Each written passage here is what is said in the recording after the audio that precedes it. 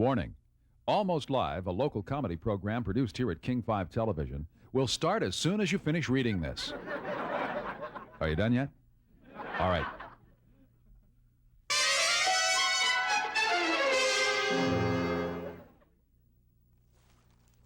Hi, I'm Ivan, the gorilla they keep in a cage at the B&I shopping center. Right now, a lot is being made of my plight, and I thought it appropriate that my feelings in the matter be expressed. First of all, I appreciate the efforts of those who made the documentary about caged primates, such as myself. But did it have to be narrated by Glenn Close? And as far as mistreatment and cruelty go, hey, it's been a decent 27 years. I get plenty to eat. I have a nice old tire to play with. I even pick up some extra cash writing editorials for Cairo TV. On the whole, things are fine. However, there is one thing. One small thing that kind of bugs me. I'm in Tacoma! Ah!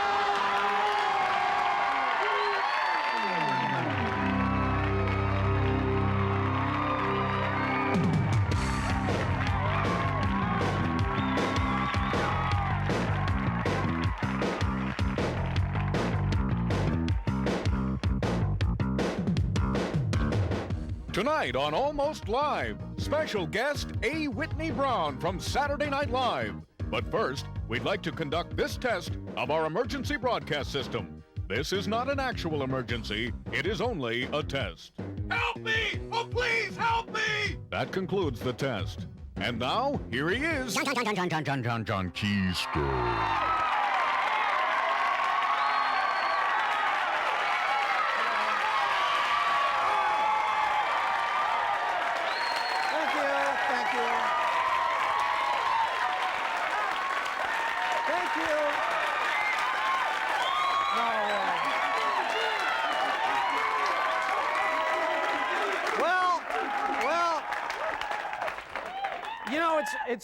It's really been an interesting week around the country, here in our state. Now that the war seems to be over, the troops are coming home, it's time to grapple with these economic issues, that have been on the back burner for a few months. And you all may have seen this in the newspaper, that the Restaurant Owners Association, they're trying to push through a bill in Olympia that will allow them to pay waiters half the minimum wage. Does anybody see this? $2.25 an hour.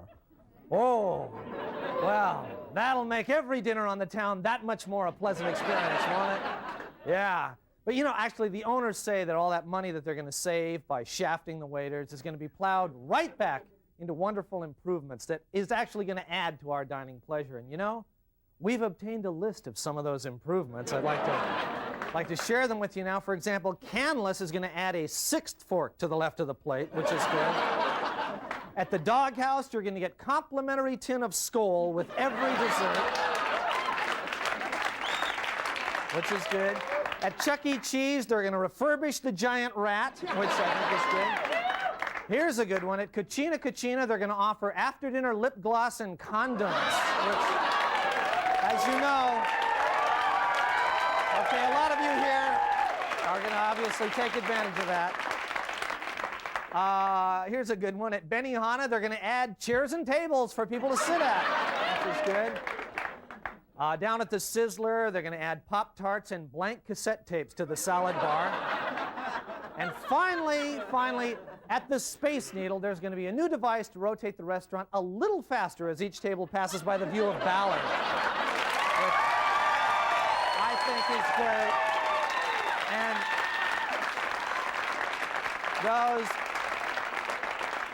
those are just a few of the things you can look forward to in your favorite restaurant, and you can look forward to a new show on King 5. Now, it's a police show made up of people who are trying to do their best to stop crime and get in touch with themselves. Take a look.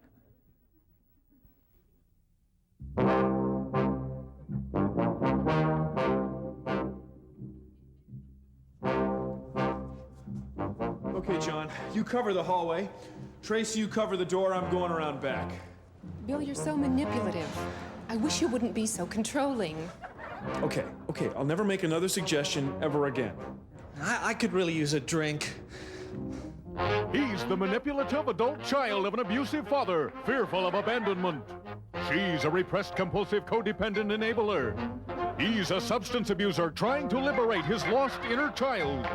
Together, they're the Dysfunctionals.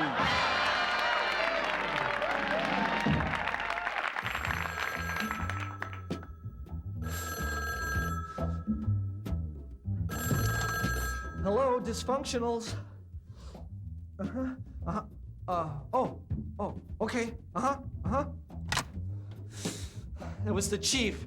There's been a robbery at the liquor store, and he says that we have to handle it. Oh, but I've got an appointment with my therapist in 10 minutes. We get all the bad assignments. No. I can't deal with this. I can't deal with it. Somebody else do it. This is it. The guy's in this liquor store. I'll go. I'll go. No. You'll never come back out again. Well, how about you? I can't. It reminds me too much of my father. Why? Was he an alcoholic? No, he looks like the guy on the Beefeaters label. Well, why don't you go in and shoot that guy, and then, you'll be dealing with it. No, that would just be repeating the cycle of abuse. Guys, I've been working on risk-taking. I think this is the perfect opportunity for my personal growth. Let's honor her choice. Good choice. Good choice. Guys, thanks. Waste him. Okay, Go get him, Tiger. freeze. I mean, if that's within your personal boundaries and you're comfortable with that, and, well, if you want to. Good bust, Dysfunctionals. Thanks. Bye. He didn't mean that. I know, they all hate us. I missed that crook already. I think we could have had something really special. You'd be enmeshing yourself in another destructive relationship. Can we have a drink now? Maybe one. Just one, just one. The Dysfunctionals. Fighting crime, one day at a time.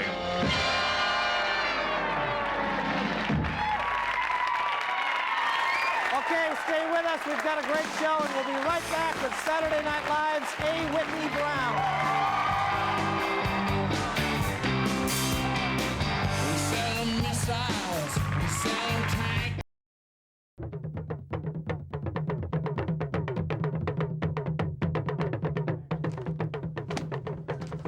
Can I buy you a quick cup of coffee? Oh, sure. Come on.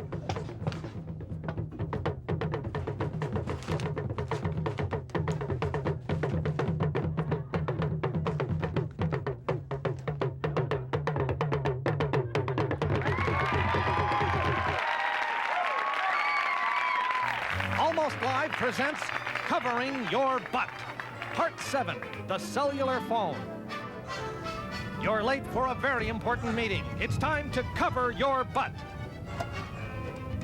Where's Peterson? The meeting's supposed to start in like 3 minutes. Have you seen him? No, I haven't. Hello? Hello, Nelson? Yeah, it's Peterson. Listen, I'm in the Xerox room. Yeah, could you come on down and bring me some toner? Okay, thanks. It's Peterson. He's downstairs. I'll be right back, all right?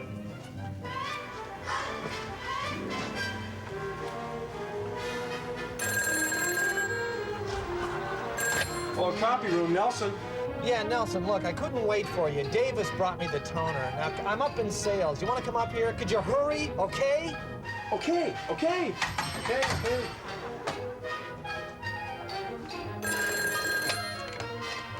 This is Tracy. Yeah, Peterson. Have you seen Nelson? Well, look, if you see him, would you tell him to get his button gear? We've got a meeting. Tell him to get his button gear. No problem, I will. Okay, bye-bye. Bill, Peterson is looking for you, and boy, is he ever steamed. Come on, Nelson. Where are you? Let's go. What are you doing? Come on, let's go.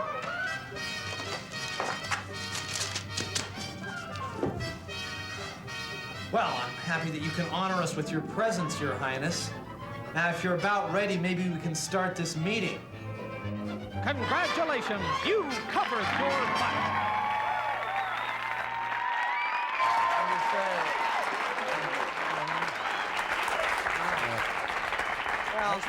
Yeah, I thought so too. Oh, well, we're back. Gee, I just happened to be sitting here with A. Whitney Brown from Saturday Night Live. What do you know?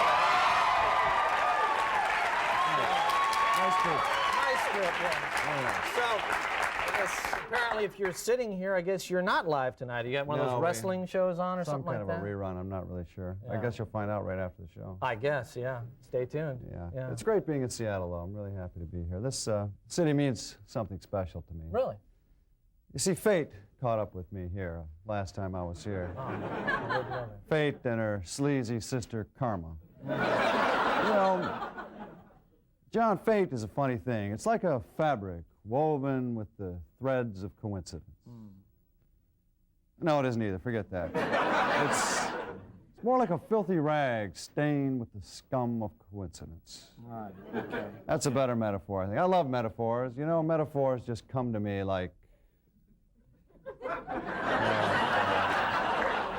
I don't know, like something comes to something or other, but I'll tell you this, fate has been hounding me like a Mormon missionary with an Amway franchise. I'll tell you something else, you know, fate caught up with me when I was here. It was, oddly enough, raining the last time I was here. But one day the sun shone through, and I remember the day. It was the 5th of July. An easy day to remember because it's the day before the 6th of July. And I remember I was having lunch at an outdoor cafe, a quaint little place on the roof of an 8-story building, just above the high water mark. And I ordered a watermelon deluxe. Now, as you all know, in Seattle, that's a watermelon and a knife. And as I was eating it, I glanced down into the alley 8 stories below me, and there, bolted to the side of a brick wall, was a basketball hoop. Well, I was wide open. I took the melon, got my stance. The busboy rushed out of his zone and tried to guard me. I faked off to his left, sent the melon sailing over his head, and it went smashing through a window on the other side of the alley. Shattered it like a wine glass at an Ella Fitzgerald concert. Well, I sat back down feeling a bit of an idiot, and then it struck me. What if the police show up? Broken window report in Seattle, they'd probably bring a helicopter. Any simple-minded Seattle detective would have enough savvy to lower a surveying crew into the alley. They could plot the trajectory of the melon through the window up to the roof. There was the evidence, watermelon seeds scattered around my table like pork chop bones at a Baptist barbecue. Was I nervous? You better believe it. I was as nervous as a Christian Scientist with a severed artery.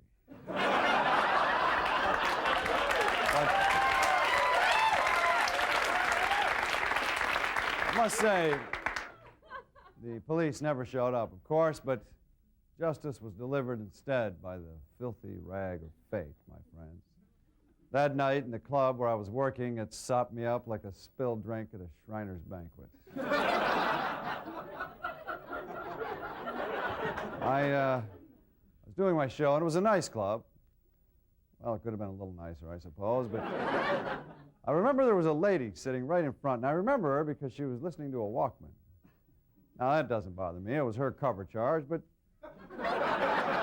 she was singing along. Now, I've always thought Walkmans should have a warning on them, similar to cigarettes. Caution, this won't make you sound any better to the outside world. Well, then she got up and began to dance to a tune only she could hear. And that's when some good Samaritan in the back jumped to the conclusion she was having a seizure, wrestled her to the floor, and crammed a bar rag between her teeth. Basic first aid, I felt, so did most of the audience, but she got all upset about it for some reason.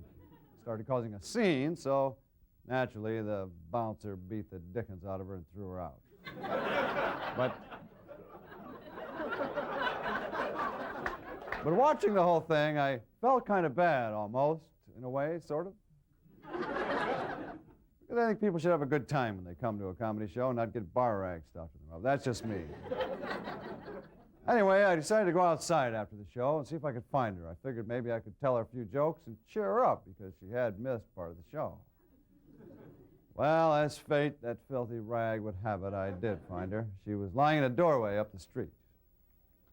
Unfortunately, some kids had found her first. You know how the kids are in Seattle. They'd played a few tricks on her, tied her shoelaces together.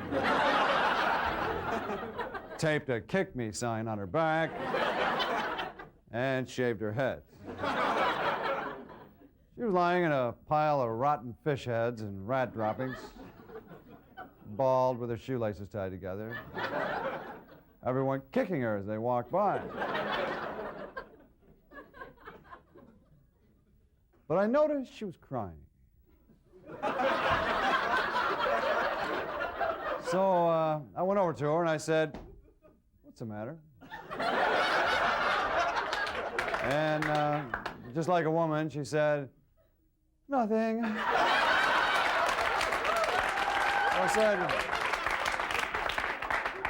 I said to her, "Cheer up, my dear. Remember, there's a lot of bald people in the world. You don't see them lying in piles of rotten fish heads and rat droppings with people kicking them with their shoelaces tied together, now do you?" And she said, "It isn't that. I'm used to that." And I said, "Well, what is it then?" And she said, "If you must know, my little Pekingese dog died today. And here, I'm afraid, the story turns a little sad. I wish I could express the grief I felt at the thought of one less Pekingese dog in the world." So I asked her how it happened, because my neighbor had a Pekingese dog at the time, and I thought it'd be an awful shame if the same thing were to happen to her.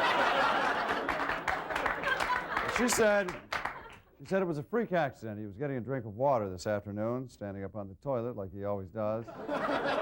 And all of a sudden, from out of nowhere, a watermelon came smashing through the window.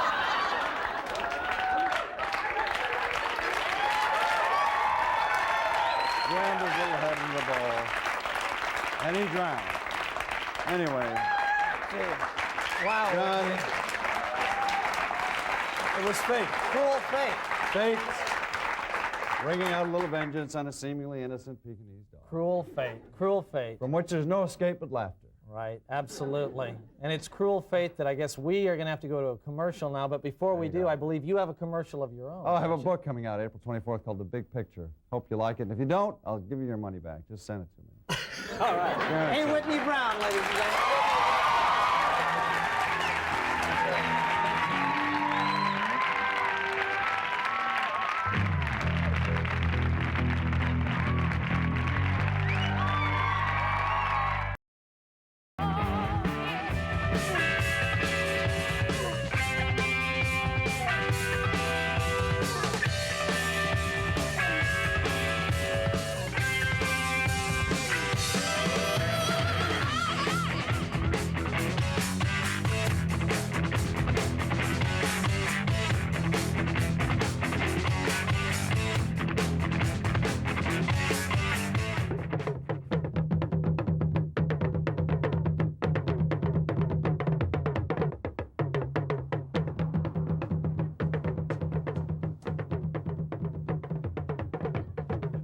Where's the bus? Where's the bus? You know why they don't have any buses? It's because buses are made out of aluminum and titanium, and they use those in the moon bases. And Nixon knew about it, and that's why they made him quit, because Kissinger wanted to take over. But no, they didn't let Kissinger take over. I need 6 more cents for a bus fare. Who's got 6 cents? I need 6 more cents.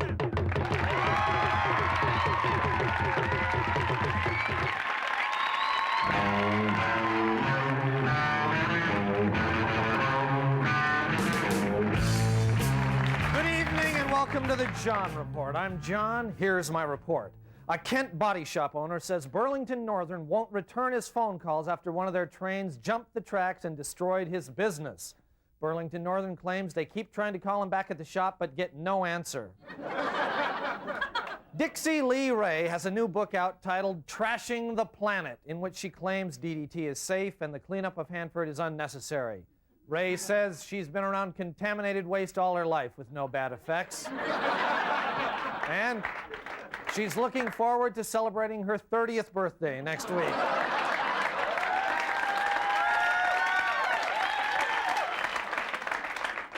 At the auto show, GM will display its new electric car called the Impact.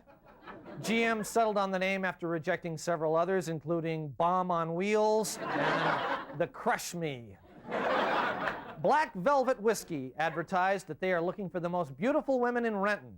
They want them for new billboards, which will be part of their campaign to discourage irresponsible drinking.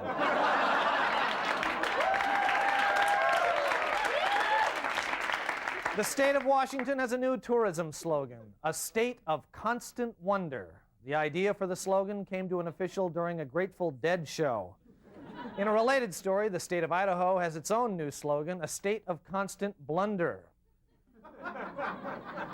2 beluga whales from the Point Defiance Zoo were taken to the airport to go to Chicago. They had to wait 10 hours for a plane. The whales didn't seem to mind. They just lay on their hammocks and told each other Tacoma jokes. Deja Vu Showgirls is a new nude magazine featuring local women. It'll be available at adult bookstores in the Seattle area and delivered door to door in Kent. The editor says the best thing about Seattle women is they don't have tan lines. After a grueling 9-hour match, Neil Salmon of Tacoma was crowned state chess champion. Salmon said the turning point in the match was when he pointed a pistol at his opponent and said, "Checkmate." Finally, the city of Everett is resurveying to improve the accuracy of city maps. It seems that with the old maps, whenever people turned, they ended up by a smelly pulp mill. This has been the John Report. Thank you, and good night.